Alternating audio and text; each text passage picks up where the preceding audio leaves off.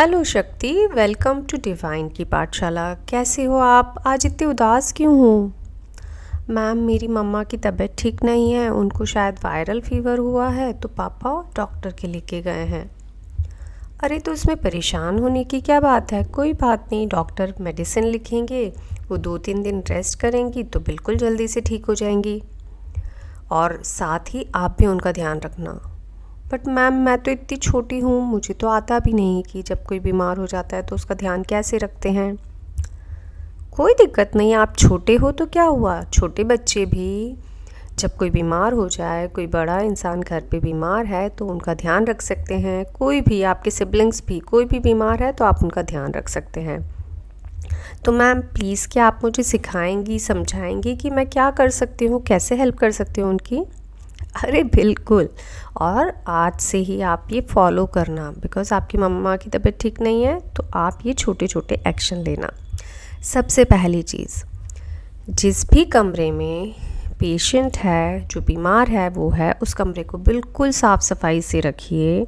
उनका बेड बहुत अच्छे से बनाइए ताकि जब वो साफ़ सफाई में नींद निकालेंगे तो जल्दी ठीक हो जाएंगे। बिकॉज़ साफ़ सफाई से हर एक चीज़ जगह पे होती है तो वो हमें पीस ऑफ माइंड देती है, उससे हम जल्दी जल्दी ठीक होते हैं।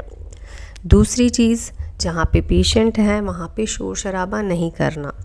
टीवी तेज़ आवाज़ में नहीं चलाना, गाने तेज़ तेज़ नहीं चलाने, या किसी भी तरीके का शोर नहीं करना, ताकि जो पेशेंट है वो शांति में सो सके, पीस ऑफ माइंड के साथ सो सके।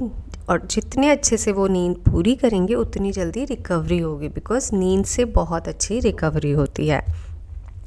तीसरा एक्शन आप जो ले सकती हैं, टाइम टू टाइम जो बीमार है उनके लिए फ्रूट्स रेडी करना। जैसे कि आप अनार दे सकते हो, बनाना दे सकते हो, एप्पल काट सकते हो, बट डॉक्टर से पूछ के, जो भी डॉक्टर प्रिस्क्राइब करे किस तरीके के फ्रूट वो खा सकते हैं, वो उनको हर 2 घंटे में, 2 से 3 घंटे में आप दे सकते हैं। पानी का ध्यान रखना है, वो टाइम टू टाइम पानी पीते रहें। और खाना जो है आप बना नहीं सकते, बट घर पे कोई बड़ा बना के दे तो आप उनको सर्व कर दें, उनको खाने में हेल्प कर सकते हैं। तो हेल्दी डाइट लेंगे तो रिकवरी बहुत जल्दी होगी। फोर्थ चीज़ जो आप कर सकते हैं, चूँकि बड़े बीमार हो गए हैं तो आप उनकी जो रिस्पॉन्सिबिलिटीज़ है, जैसे कि आपकी मम्मा घर का काम बहुत सारा चीज़ वही देखती होंगी, तो उनकी कौन सी जिम्मेदारियां हैं जो कि आप कर सकते हैं। जैसे कि आप वॉशिंग मशीन में कपड़े चला सकते हैं, सुखा सकते हैं, और जब कपड़े सूख जाएं तो उनकी तह कर सकते हैं, साफ़ सफाई का ध्यान रख सकते हैं, बॉटल्स क्लीन करके भर सकते हैं। तो इस तरीके के छोटे छोटे काम जो आप कर सकते हैं इजीली, वो आप कर सकते हैं ताकि वो उस टाइम में आराम से रेस्ट कर सकें, उनको काम की टेंशन ना हो। बिकॉज़ उनको ये बार बार फील होगा कि मैं तो बीमार हो गई, अब काम कौन करेगा।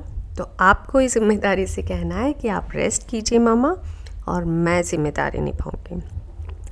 फोर्थ चीज़ जो आप कर सकते हैं वो है खुद की जिम्मेदारी खुद उठाना।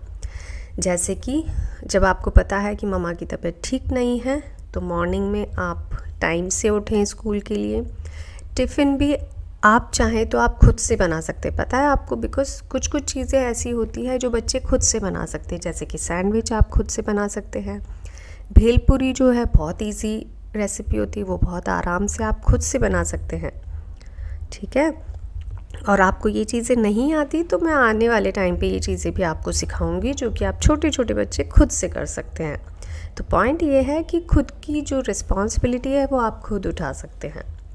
तो ये छोटे छोटे एक्शन आप लेंगे तो जो बीमार है वो जल्दी से रिकवर होगा, जल्दी से ठीक होगा, और वापस से अपने काम खुद से कर सकेंगे। अरे हाँ, एक और बहुत इम्पॉर्टेंट चीज़ आपको ये ध्यान रखना है, जो पेशेंट है उसको डॉक्टर ने जो दवाइयाँ प्रिस्क्राइब की है वो टाइम टू टाइम ले।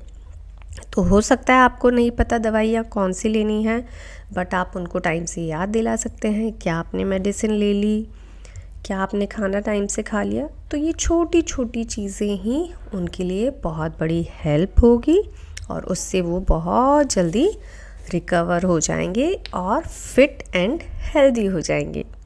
ठीक है, तो कर सकते हो आप ये।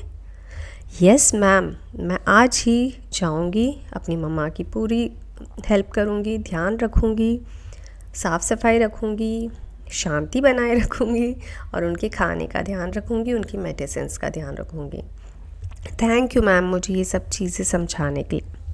Thank you Shakti, to you too also, because आपकी वजह से और भी बच्चे ये सीख पाए कि जब कोई बीमार हो तो उसको कैसे हेल्प कर सकते हैं, उनका ध्यान कैसे रख सकते हैं।